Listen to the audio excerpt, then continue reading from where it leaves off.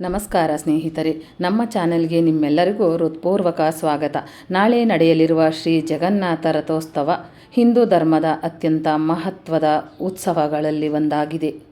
ಈ ದಿನ ಭಗವಾನ್ ಶ್ರೀ ಜಗನ್ನಾಥ, ಅಣ್ಣ ಶ್ರೀ ಬಲಭದ್ರ ಮತ್ತು ತಂಗಿ ದೇವಿ ಸುಭದ್ರಾ ದೇವಿಯವರು ಭವ್ಯವಾದ ರಥಗಳಲ್ಲಿ ಭಕ್ತರಿಗೆ ದರ್ಶನ ನೀಡುತ್ತಾರೆ.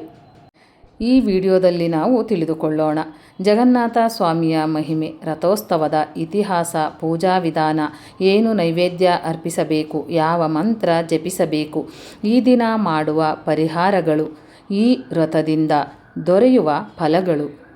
ಜಗನ್ನಾಥ ಸ್ವಾಮಿ ಯಾರು? ಜಗನ್ನಾಥ ಎಂದರೆ ಜಗತ್ತಿನ ಅಧಿಪತಿ. ಅವರು ಶ್ರೀ ಮಹಾವಿಷ್ಣುವಿನ ಕರುಣಾಮಯ ರೂಪ. ಒಡಿಶಾದ ಪುರಿಯ ಜಗನ್ನಾಥ ದೇವಾಲಯವು ವಿಶ್ವ ಪ್ರಸಿದ್ಧವಾಗಿದೆ. ಜಗನ್ನಾಥ ಸ್ವಾಮಿಯ ಜೊತೆಗೆ ಶ್ರೀ ಬಲಭದ್ರ ಮತ್ತು ದೇವಿ ಸುಭದ್ರಾ ಪೂಜಿಸಲ್ಪಡುತ್ತಾರೆ. ಈ ಮೂವರ ಸಹೋದರ ಸಹೋದರಿಯರ ದರ್ಶನ ಜೀವನದಲ್ಲಿ ಮಹಾಪುಣ್ಯವನ್ನು ನೀಡುತ್ತದೆ ಎಂದು ನಂಬಲಾಗಿದೆ. ರಥೋತ್ಸವದ ಮಹತ್ವ. ಪ್ರತಿ ವರ್ಷ ಆಷಾಢ ಮಾಸದಲ್ಲಿ ರಥೋತ್ಸವ ನಡೆಯುತ್ತದೆ. ದೇವರು ಸ್ವತಃ ಭಕ್ತರ ಬಳಿಗೆ ಬರುತ್ತಾರೆ ಎಂಬ ನಂಬಿಕೆಯಿದೆ. ದೇವಾಲಯಕ್ಕೆ ಹೋಗಲು ಸಾಧ್ಯವಾಗದವರಿಗೂ ದೇವರ ದರ್ಶನ ಸಿಗಲಿ ಎಂಬ ಉದ್ದೇಶದಿಂದ ರಥದಲ್ಲಿ ನಗರ ಸಂಚಾರ ಮಾಡುತ್ತಾರೆ. ರಥದ ಹಗ್ಗವನ್ನು ಎಳೆಯುವುದು ಮಹಾಪುಣ್ಯದ ಕಾರ್ಯವೆಂದು ಶಾಸ್ತ್ರಗಳು ಹೇಳುತ್ತವೆ. ಬೆಂಗಳೂರಿನ ಎಚ್.ಎಸ್.ಆರ್. ಲೇಔಟ್ ರಥೋತ್ಸವ. ಬೆಂಗಳೂರು ಎಚ್.ಎಸ್.ಆರ್. ಲೇಔಟ್ ಪ್ರದೇಶದಲ್ಲಿಯೂ ಜಗನ್ನಾಥ ರಥೋತ್ಸವವನ್ನು ಅತ್ಯಂತ ಭಕ್ತಿ ಭಾವದಿಂದ ಆಚರಿಸಲಾಗುತ್ತದೆ. ಭಜನೆ, ಕೀರ್ತನೆ, ವೇದಘೋಷ, ಪ್ರಸಾದ ವಿತರಣೆ, ರಥ ಎಳೆಯುವ ಸೇವೆ ಮತ್ತು ವಿಶೇಷ ಪೂಜೆಗಳು ನಡೆಯುತ್ತವೆ. ಸಾವಿರಾರು ಭಕ್ತರು ಭಾಗವಹಿಸಿ ಜೈ ಜಗನ್ನಾಥ ಎಂದು ಘೋಷಣೆ ಮಾಡುತ್ತಾರೆ. ರಥವನ್ನು ಎಳೆಯುತ್ತಾರೆ. ಮನೆಯಲ್ಲಿ ಪೂಜೆ ಮಾಡುವ ವಿಧಾನ.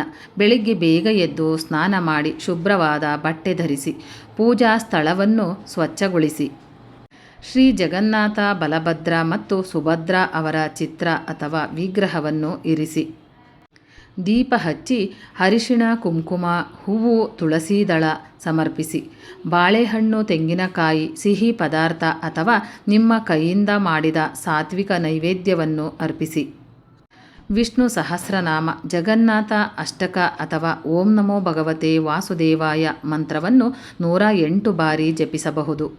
ಜಪಿಸಬೇಕಾದ ಮಂತ್ರ: ಓಂ ಜಗನ್ನಾಥಾಯ ನಮಃ, ಓಂ ನಮೋ ಭಗವತೆ ವಾಸುದೇವಾಯ, ಜೈ ಜಗನ್ನಾಥ ಸ್ವಾಮಿ, ನಯನ ಪಥಗಾಮಿ ಭವತು ಮೇ. ಈ ಮಂತ್ರಗಳನ್ನು ಭಕ್ತಿಯಿಂದ ಜಪಿಸಿದರೆ ಮನಸ್ಸಿಗೆ ಶಾಂತಿ ದೊರೆಯುತ್ತದೆ. ಈ ದಿನ ಮಾಡಬಹುದಾದ ಪರಿಹಾರಗಳು: ಬಡವರಿಗೆ ಅನ್ನದಾನ ಮಾಡಿ, ಹಸುಗಳಿಗೆ ಆಹಾರ ನೀಡಿ, ಪಕ್ಷಿಗಳಿಗೆ ಧಾನ್ಯ ಹಾಕಿ, ತುಳಸಿ ಗಿಡಕ್ಕೆ ನೀರು ಹಾಕಿ, ವಿಷ್ಣು ದೇವಾಲಯಕ್ಕೆ ಭೇಟಿ ನೀಡಿ, ರಥವನ್ನು ಭಕ್ತಿಯಿಂದ ಎಳೆಯಿರಿ ಅಥವಾ ರಥದ ದರ್ಶನ ಮಾಡಿ, ಸಾಧ್ಯವಾದರೆ ಪ್ರಸಾದ ವಿತರಿಸಿ.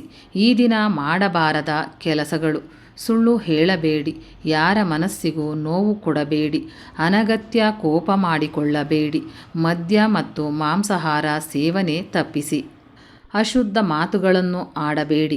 ರಥದ ಹಗ್ಗ ಎಳೆಯುವುದರಿಂದ ದೊರೆಯುವ ಫಲ. ಭಕ್ತಿಯಿಂದ ರಥದ ಹಗ್ಗವನ್ನು ಎಳೆದರೆ ಜೀವನದಲ್ಲಿರುವ ಅನೇಕ ವಿಘ್ನಗಳು ದೂರವಾಗುತ್ತವೆ ಎಂಬ ನಂಬಿಕೆ ಇದೆ. ಮನೆಯಲ್ಲಿ ಶಾಂತಿ, ಸಂತೋಷ, ಆರೋಗ್ಯ ಮತ್ತು ಐಶ್ವರ್ಯ ವೃದ್ಧಿಯಾಗುತ್ತದೆ. ಭಗವಂತನ ವಿಶೇಷ ಕೃಪೆ ದೊರೆಯುತ್ತದೆ. ಜಗನ್ನಾಥ ಸ್ವಾಮಿಯ ಕೃಪೆಯಿಂದ ದೊರೆಯುವ ಫಲಗಳು: ಮನಃಶಾಂತಿ, ಕುಟುಂಬದಲ್ಲಿ ಒಗ್ಗಟ್ಟು, ಉದ್ಯೋಗ ಮತ್ತು ವ್ಯಾಪಾರದಲ್ಲಿ ಪ್ರಗತಿ, ವಿದ್ಯೆಯಲ್ಲಿ ಯಶಸ್ಸು, ಆರೋಗ್ಯದಲ್ಲಿ ಸುಧಾರಣೆ, ಆರ್ಥಿಕ ಸ್ಥಿರತೆ, ಭಕ್ತಿಯಲ್ಲಿ ವೃದ್ಧಿ, ಜೀವನದಲ್ಲಿ ಶುಭ ಕಾರ್ಯಗಳು ನೆರವೇರುವುದು. ರಥದ ಸ್ಪರ್ಶ. ರಥಯಾತ್ರೆಯಲ್ಲಿ ಪಾಲ್ಗೊಂಡು ರಥದ ಹಗ್ಗವನ್ನು ಸ್ಪರ್ಶಿಸಿ ಎಳೆಯುವುದರಿಂದ ಸಕಲ ಇಷ್ಟಾರ್ಥಗಳು ಸಿದ್ಧಿಸುತ್ತವೆ ಎಂಬ ನಂಬಿಕೆ ಇದೆ. ರಥಯಾತ್ರೆಯಲ್ಲಿ ಭಾಗವಹಿಸುವುದರಿಂದ ಆತ್ಮವು ಪಾಪ ಮುಕ್ತವಾಗಿ ಮೋಕ್ಷದ ಕಡೆಗೆ ಸಾಗುತ್ತದೆ. ರಥದ ಮೇಲಿರುವ ದೇವರನ್ನು ಒಮ್ಮೆ ನೋಡಿದರೆ ಜನ್ಮ ಜನ್ಮದ ಪಾಪಗಳು ನಾಶವಾಗುತ್ತವೆ. ಸ್ನೇಹಿತರೆ, ಜಗನ್ನಾಥ ಸ್ವಾಮಿಯ ರಥೋತ್ಸವವು ಕೇವಲ ಒಂದು ಹಬ್ಬವಲ್ಲ, ಇದು ಭಗವಂತನು ಭಕ್ತರ ಬಳಿಗೆ ಬರುವ ಕರುಣೆಯ ಸಂಕೇತವಾಗಿದೆ. ಸಾಧ್ಯವಾದರೆ ನಾಳೆ HSR ಲೇಔಟ್ನಲ್ಲಿ ನಡೆಯುವ ರಥೋತ್ಸವದಲ್ಲಿ ಭಾಗವಹಿಸಿ ಭಕ್ತಿಯಿಂದ ದೇವರ ದರ್ಶನ ಮಾಡಿ ಪ್ರಸಾದ ಸ್ವೀಕರಿಸಿ ಮತ್ತು ಕುಟುಂಬದವರೊಂದಿಗೆ ಈ ಪವಿತ್ರ ದಿನವನ್ನು ಆಚರಿಸಿ. ಶ್ರೀ ಜಗನ್ನಾಥ ಸ್ವಾಮಿಯ ಕೃಪೆ ನಿಮ್ಮ ಕುಟುಂಬದ ಮೇಲೆ ಸದಾ ಇರಲಿ.